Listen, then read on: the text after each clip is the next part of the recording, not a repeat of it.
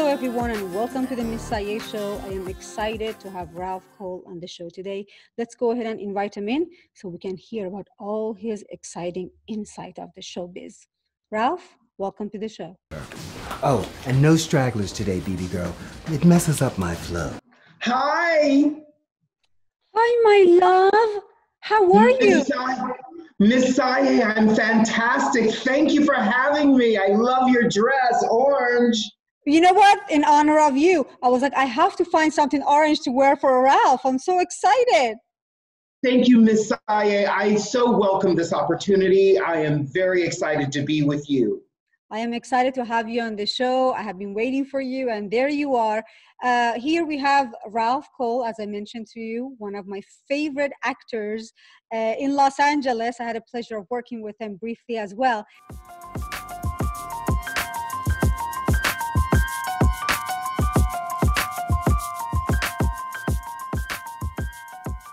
Ralph, we are thrilled that you're with us, and we want to learn about your journey through the showbiz.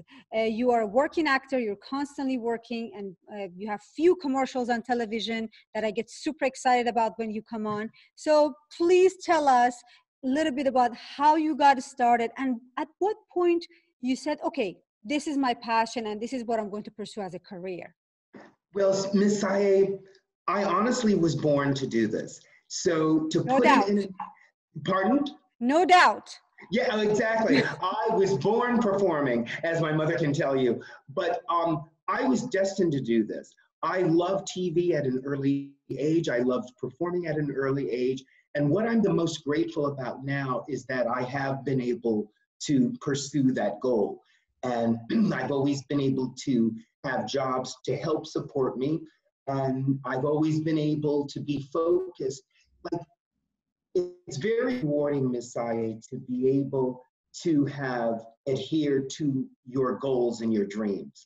And I am continually able to do that every day. And I haven't had horrendous obstacles in my life. We all have had some kind of hurdles at some point, but everything has been going well with me with the support of my parents. And I knew at a young age what I wanted to do, and I'm still able to do it. That's lovely. So you knew at the very beginning. And one of the things about you, besides that you're an incredible actor, fabulous performer, you just, as you said, you're born to do this and it shows. One thing that sets you apart that you always remembered when people work with you, they always remember Ralph. Actors come and go on set, but you create this memory when we were working together on set. I remember you stylizing your honey wagon, your trailer. You put pots and flowers, and you just bring so much life and good energy every day to the set with you. And I love to talk about that. How did you start doing that? How did you say, okay, I'm going to take a plant to work with me, to place it by my trailer, because that's where I will be living for a while? Well, it's exactly to your point, Miss Sayé. I thought K11, for all of your listeners, that's where Miss Sayé and I gloriously met. And if I remember correctly, you were decapitated in that film, Miss Sayé. By one of you guys. Yes, exactly. Because it was one of the thrill of my lifetimes, and because we were all contracted to be there for several weeks, and as you know how the honey wagons are all just very monotonous, I thought I'm going to have to brighten up my area a little bit and bring some color and orange into this, because we have the luxury of returning each day and having your own trailer. Because there have been times when you've been on sets and when you come the next day, you're relocated to a different dressing area. So since I knew this honey wagon was mine, I thought, let me festoon it with a little bit of color.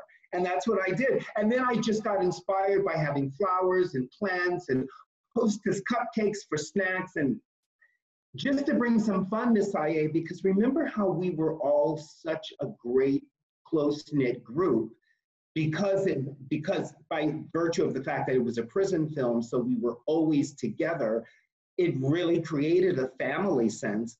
and just a joy of life, and all of us being employed actors. So that's always a good thing right there, right? Right. Let's go ahead and show a clip of K11, the Hmm. courtesy of the producers, and we can come back and chat a little more. Okay, thank you, Miss Sayé.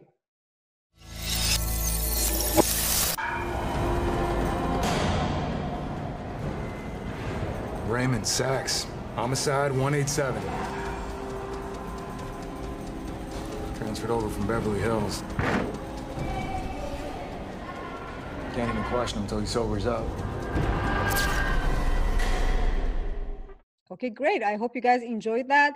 That's where I had a luck to meet Ralph and become friends with him. And I had such a great time just being around you on set, you know, when we were on a downtime and waiting, and just your energy is beautiful. And, you know, we have As is yours, Miss Sayé, as is yours. I have a distinct memory of, we were outside the honey wagons, and you and I were just talking. And we were obviously in between scenes, and that's when we first bonded. We liked each other immediately, as human beings can do. And then when we got to have the scene together, I mean, think about our scene. There were so many people and glass flying, and you were totally protected from your neck. I mean, there was a lot going on, but getting to chat with you outside and then getting to work with opposite you, it just made us so close, and we've stayed friends throughout all these years, you know, and everything you're saying to me is right back to you. I mean, your spirit is glorious, and your spirit is as beautiful as your physical beauty. So you're very alluring, and our energies just met and coincided, and here we are. Well, I'm grateful. I take all the compliment, and I am grateful for it, and I'm humble. I would love for you to talk about a little bit more about your journey in entertainment business right now. You're out auditioning, or are there no auditions? Are there more like digitally? How are you going about it? Because you're in Los Angeles currently, correct? Yes.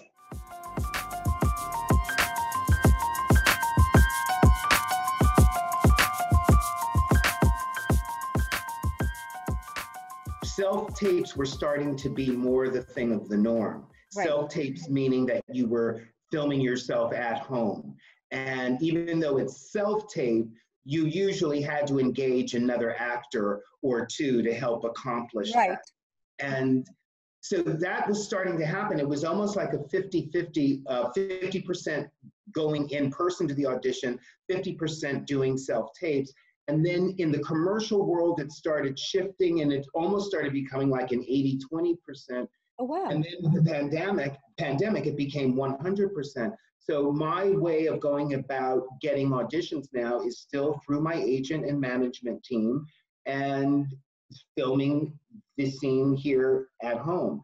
And I have a wonderful business partner who is an award-winning audiobook narrator. And we have a studio here in my home.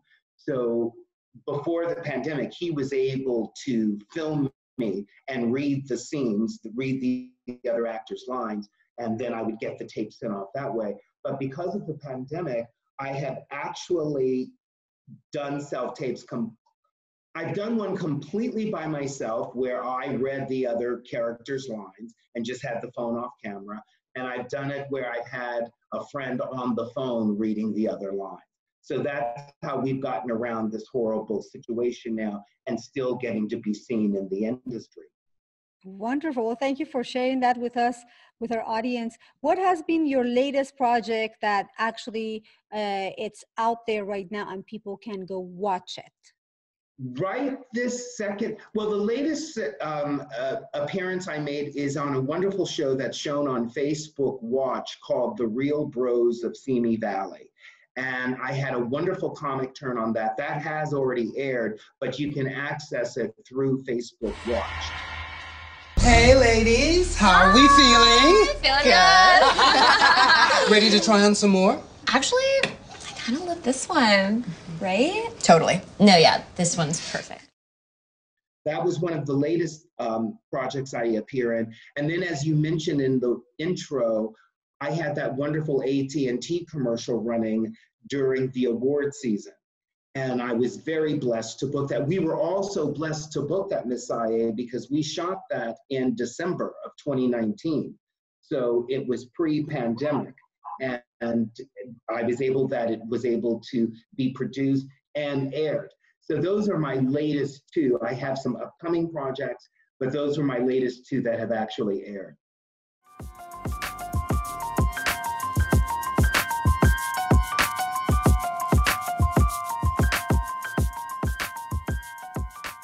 Ralph, during this time, I also know that you're a fitness trainer. Yes. How have you been? Tell us about that, and how has this been helpful going hand in hand with your career, as well as keeping you grounded through the pandemic? Well, fitness has always kept me grounded and balanced with my career. And I've been teaching and in the fitness world since 1992. So that's always been a part of my life. And now with the pandemic, and because we are sheltered at home, I have just used all of my knowledge and experience here at home. And the kind of teaching that I was doing, I started off back in the day, I started off with high impact aerobics when we were just like, we were not worried about our knees or anything, and we were jumping for life. And then I segued into body sculpting, which was using lighter weights to tone the body, not become a muscle builder, but to keep everything toned, taut, and fit. And that was a wonderful facet of the business for me because I was able to teach a wide range of of ages and still get some aerobic movement within the class as well. And I've taken all those techniques that I taught for years, and I just do them here in my backyard or in my bedroom. I have my mother bought this house 55 years ago with my father because she wanted me to have a nice backyard. And I am grateful to her and thank her every day for that because she and I live together. And I'm able to, I had a speaker system installed in the backyard. So I have all my wonderful music in our beautiful backyard with our Chinese elm tree, lemon tree, jacaranda tree, Mexican weeping bamboo. I blast the music and I make the backyard an aerobic studio. And I get aerobic movement, walking, stretching, and everything I did in the classroom, I have just am doing it now in my backyard. Lovely. Do you happen to go live and share that with other people so they can do it with you? I haven't done that. A lot of friends I know have launched into that. I actually have not done that. I have just taken it here at home. And I do exercises with my mother, of course, for the senior population. It's a little bit modified, of course, but I'm able to do that with her. But no, so far I haven't taken it on the podcast yet. Like we used to take things on the road. Now we take them on the line, online. Online, on the internet, yes. Well, I'm sure there will be people who would appreciate that. So if you consider that, please let me know. I would like to join and exercise with you. Oh, good. We can do a yoga body sculpting. I would love that. Maybe half and half. I'm all for it. Maybe, yes, we can do a Zoom session and have both. And it would be a good adventure. Let's keep that in mind. Absolutely. Thank you, Miss Sayé. Thank you, my darling.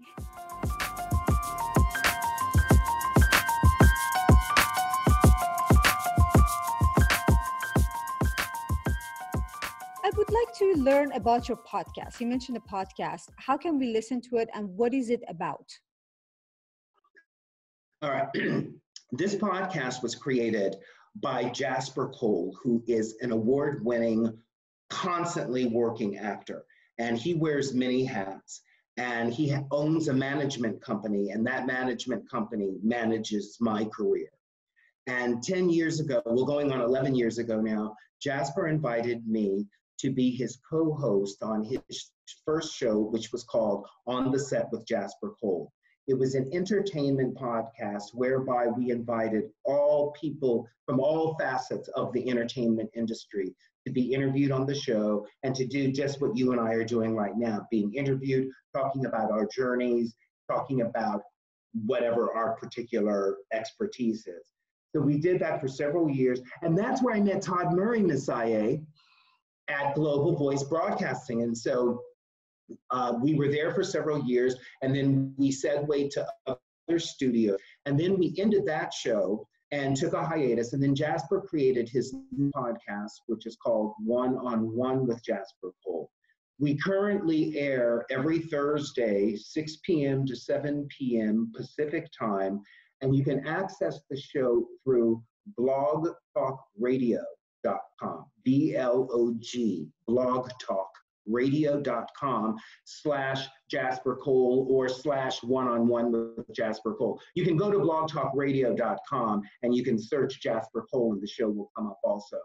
And we have started, it's called Pandemic 2020.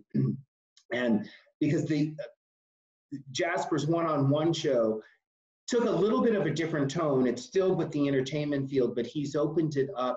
He has a whole section on the plight of homelessness and the homelessness situation. And he has been interviewing different participants that are ensconced in the homeless encampments on his show.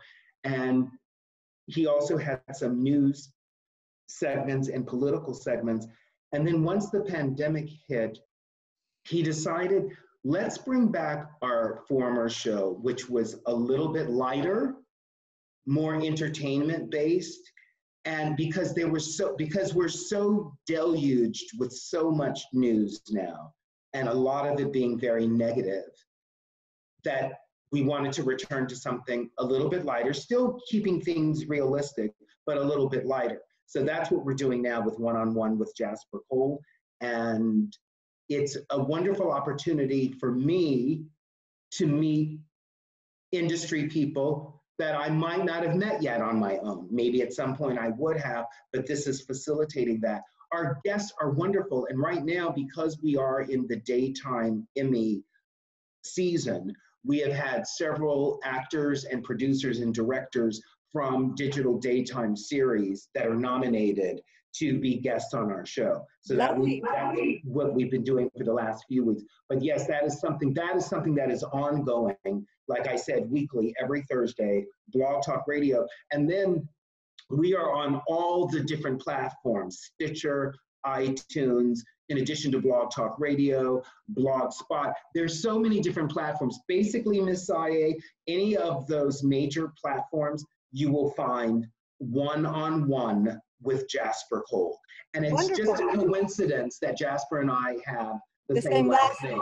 Yes. Well, thank you so much for the information on the podcast. I'm sure that some of our viewers may be interested to go ahead and check it out. I will definitely check it out. The information is provided here. Before we go forward, I wanted to ask you a little bit about the people, the younger generation.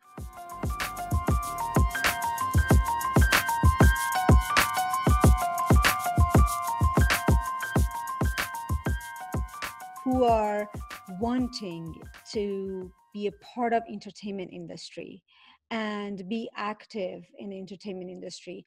And you know, when you're younger, you have more doubts, and you maybe you have a pressure of the family that says, you know, go get a real job.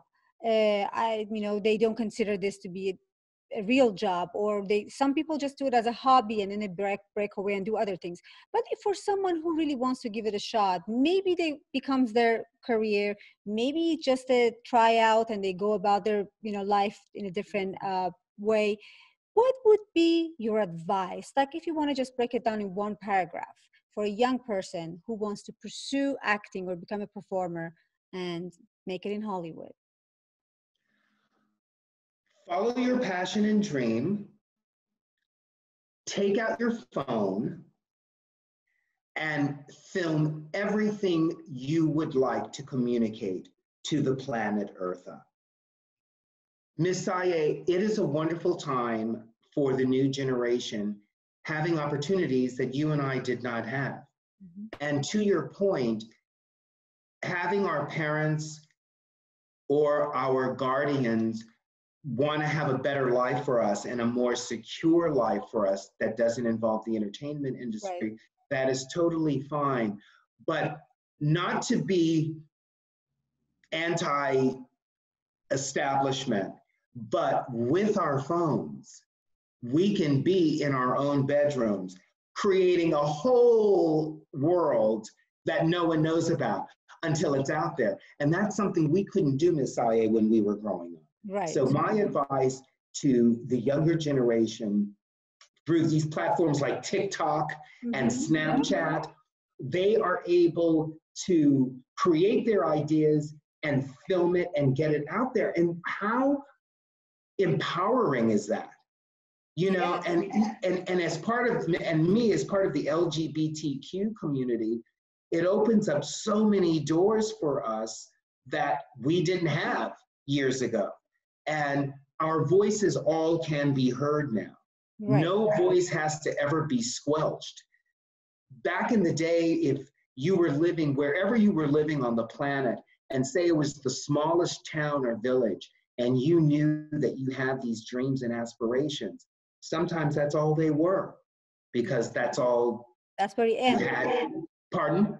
But that's where it ends, because Yes, it's not exactly. amplifier. But I That's- also think that is a great point. Yes, that's the addition that we didn't have access to, and now you do.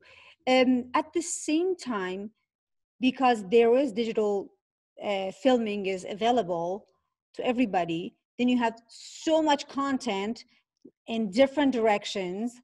It's some quality, some not quality, some different subject matter, I would say. So that's kind of make it difficult for, I think, for festivals to pick and choose from, because there's so much content.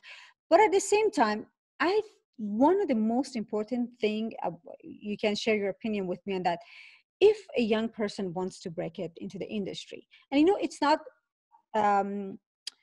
just Hollywood anymore. It's global. It's everywhere. Hollywood is still it has its own prestige, but again, it's so much beyond that right now. Oscars, it has its own prestige, but there's so much beyond that.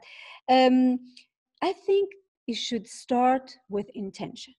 What is your intention of wanting to become part of the entertainment industry? Where are you trying to go? And be honest. If your intention is, it boils down to, I want to be famous, then be honest and see, why do you want to be famous? Then maybe it will kind of bring you back to working on your some personal things that you can work on with your therapist possibly or by yourself. But my intention is to become an artist or have a platform so I could move forward this cause or this LGBT cause that I believe in. So I think the intention of why are they going to do it, I think that would be a great first step of why do they want that so bad. So, and then as you said, there's so much availability. Everybody have a phone and they can just go on and film and publish online. I don't know but what do you think about that? Well, I totally agree with you. I think the intention is very important because it keeps you focused. Because like you said, what is going to make you stand out from the rest? And there's no answer to that, I don't feel. Remember in the old days, well, it's still happening with our headshots, Miss Sayé. Oh my goodness. Miss Sayé, you need to have a headshot that pops. The background has got to pop. Oh, you can't wear that dress. You need to wear plaid. Oh, you need to turn your hair and put it on the other side. There were so many, you know, what is going to make Sayé, Miss Sayé stand out from this stack of headshots? So it's no different now than what's going to make our 2-minute video or 30-second video stand out from the plethora of submissions. There's no answer. And I think to your point, having an intention and a focus will help you maneuver through that. Because if there is rejection, and there will be, there has to be, that's part of life. Yes. You're able to be disappointed, but you're able to get right back up and keep going because you have a clear focus and a clear intention. Right. If your intention is to be famous and you derive some content, you create content that you feel is going to do that for you, do it and see what happens. I mean, like you said, there are quality projects, there are non-quality projects, but I think it's very important the way you have identified, and because you do work with the younger generation daily, to let them know, like, guys, what is your intent? It's so easy to say, I want to be famous, I want to be a star. Okay, well, what kind of star? A star in front of the camera, behind the camera? If it is in front of the camera, what content are you going to create that you think will enable you to become a star? And you have to commit to that, and mistakes will be made. I mean, it's no different than any of our thousands of auditions, Miss Sayé, that we've gone on. Yes, yes. I was listening to Dustin Hoffman, and he was mentioning that while he did the movie Graduate, and they were in an editing room cutting the movie. That was his breaking point, that he became a star. At the same time, he was daily getting rejected in New York for auditions for student film, for this film, for that film. So that doesn't mean anything. Rejections, that doesn't mean that you don't have it. So the persistent is very important if you want to go towards that direction. One more thing I wanted to ask you, or maybe you could share with us.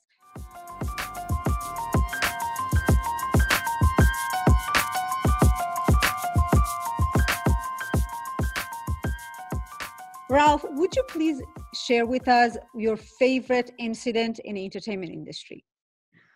I would like to talk about NCIS for CBS television. It was a big job. I got to work with Mark Harmon, who is a noted actor. I was a part of a franchise that has been popular for over 16 seasons. I was treated like gold. In fact, this shirt that I'm wearing was a gift from the wardrobe department. For me, Miss Sayé, it was an actor's dream, because I was guest starring on a major show, moving the storyline along, working with great people that I had been watching for years on television, and now I'm getting to work opposite them. And to be able to have a rapport with everyone as though I were a series regular meant everything to me. For Mark Harmon to put his arm around me and we walked together to have breakfast meant everything to me. And yes, it was a week out of my life that I was getting to do that. But for me, that week was everything we just talked about in terms of making content and why you want to work in this business and what is your intent. And my intent was to get on TV shows, to book TV jobs. And my intent was to perform to the best of my ability opposite veteran actors. And I got to fulfill all of that. Wonderful. It seemed like you really enjoyed working on the NCIS. I've been to that studio before. It's towards Valencia, right? NCIS? Is it? Yes. You have to drive out there. Yeah, I've been several times there, and it's a great show. Congratulations to you. Thank you, Miss Sayé. Thank you. Ralph, could you please share with us, after you do your audition, how do you deal with it once you walk out of that audition? Because I know the booking rate is very low. You go to 100 audition and you may get one call back. So once you do the audition and you walk out of that room, what is your process after that? Because we were doing in-person auditions all throughout Los Angeles, Miss Sayé, I always had a plan after each audition. So depending on where the audition was, I would know, like, oh, okay, well, I can go to Ralph's and Trader Joe's after I leave that audition. Oh, I can go to Bob's Big Boy and I'll get myself a burger and a brownie when I leave there. So I always had a destination after an audition. Like when I go to 1035 La Brea, I know that roast beef is across the street, so I can get my chicken sandwich there. And not that I forget about the audition, it also depends on what the audition is. Because certain auditions, I'm more relaxed when, say, for example, you and I are up for the same role. That tells you and me that the producers aren't sure yet which direction they want to go. Yes. So I do the audition, you're my scene partner, or not, you wouldn't be my scene partner because we'd be auditioning for the same role. I go into the room, you come out, I go in after you, we each do our thing. That audition is a little bit easier for me to let go because I'm up against Miss Sayé. So, you know, like, it could go any way. When the audition is more people my type, let's say, Right. I get a little bit more nervous because it's like, well, do they want that tall black guy or the shorter black guy? The black guy with the gray hair or with bald? You know, so it just puts a little different leverage on the audition. But the general note is, for me, is as cliche as it sounds, you do have to let it go because everything is completely out of your control. What you do have control over is going to Trader Joe's afterward, or going to your favorite eatery afterward. It's important to do that because it's a balance. Right. And like you said, because the booking ratio is low, that balance is crucial to maintain your mental health. Mental health. And as you said, it's good to keep the spirit up and don't go down, because after the audition and you see 10 other people look like you, or they don't look like you, you come out and you're like, I wish I would have done that. I wish I would have done this. But reminding yourself, it is out of your control. But one thing is in your control, your mental health, your vibration. Keep your vibration high, keep thinking positive, don't let it drop. And if the Big Bob's Burger gonna help you with keeping your vibration up, then so be it. Exactly, Miss Sayé. That's all we can do. Because think about it like this. You leave the audition and you're all dejected because, oh, I wish I had done this. I wish I would have done that. Oh God, I'm so bad as an actor. Why am I doing this? Oh. And then you get the phone call from your agent that you booked the job. So what does that tell you? It's like, to your point, Miss Sayé, live and dwell with the positivity, because we are human beings and we as human beings react to that. And it's no different than wanting to be touched. When that's just a human condition that makes us feel good. And what we are going through right now in our society, everybody on the planet, what we're experiencing, you have to do whatever you can to keep your mental capacity in a positive light, because that's what the human condition operates under, is a positive light. It's so important to have a little toolbox. It's so important to have a toolbox and have different tools in there that helps you to keep your vibration high. So for example, it could be listening to a music. It could be taking a walk. It could be a healthy way. It could be meditation. Sometimes meditation is you're not in a place that you want to meditate. Even that meditation is wonderful. Maybe it's the music, maybe it's a dance, maybe chatting with a friend or confidant that makes you feel good. So this toolbox that you can always open up and say, okay, I feel my vibration is dropping, and before it hits rock bottom, I'm going to lift it back up. And maybe it's Big Bob Burger or the roasted chicken across from that commercial building that you go to. Commercial building like La Brea, 1053 La Brea. Yes. A lot of commercials, yes. Every time the address is that, I'm like a commercial. So the toolbox, is filling up your toolbox with lots of tools that will help you in a healthy way to bring your spirit up. And I hope that drinking is not one of them. I hope that And to your point, Miss Sayé, that toolbox is necessary for all aspects of life, Absolutely. Not just an audition. Absolutely. Because there are things that are going to make you down. The phone bill was wrong. The cable guy didn't show up. The groceries didn't get delivered. Ticket. Yes. The parking ticket in Los Angeles. There's always going to be something, yes, the pressure of being at the audition, worried about the parking meter, because your audition time was 3:40 and the meter is going to be, going off at 3:47 and they haven't called you in yet, and just, all of that angst and pressure. It's so true because I have dealt with that so much. And then you're like, okay, I'm going to run, put the money in a meter, but if what they call me, it's just this whole thing, this whole dance that you have to do as an actor in Los Angeles. Like pressure is not just one thing.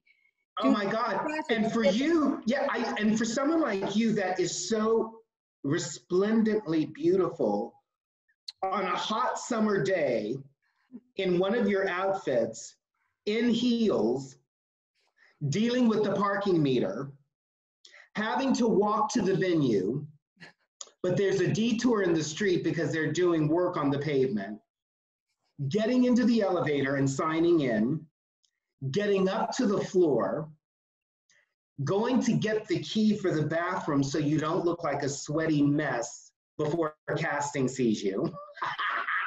There are so many steps. So many aspects. And before that, the day before that you receive the sides, sit there and prepare.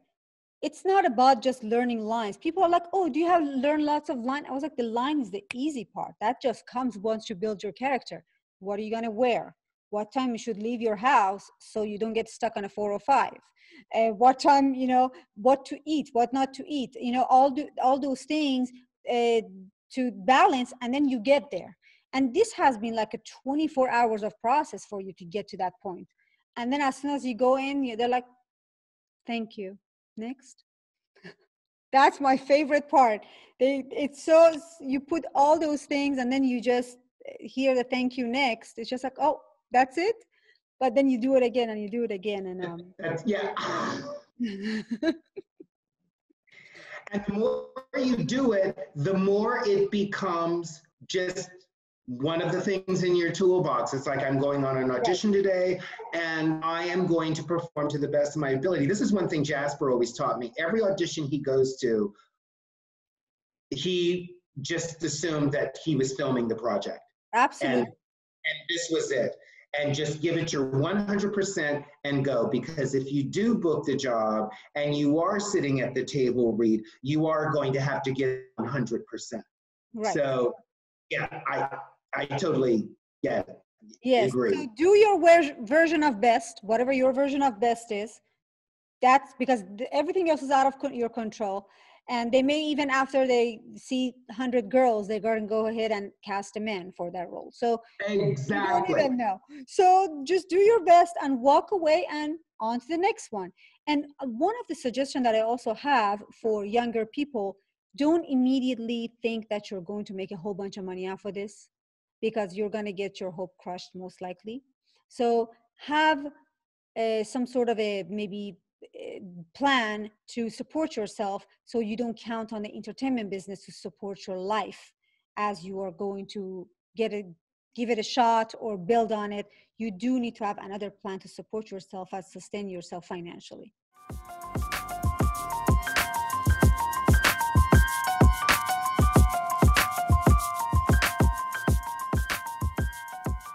My friend Ralph, thank you so much for being on the show today. One last question. Once the pandemic is calmed down and move towards healing more, where is the first place you want to go and visit?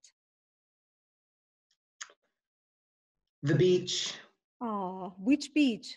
California beach? A California beach. Just to go to Marina del Rey or Venice Beach, where my mother and I used to go because my mother lived in Marina del Rey. I mean, I know we could go to the beach now, but I'm sheltering at home with my mother. So I'm not going anywhere except the grocery store. So that would be a great place to drive to, because it just emanates freedom. Very well. Well, thank you so much for sharing that with us. And I hope that everything will calm down so you and your mom can go to the beach, to Venice Beach, and maybe get an ice cream. Thank you so much. Thank you, Miss Sayé. Thank you. I really appreciate you coming to the show today and giving us some of your time, and hope to have more of you on the show soon.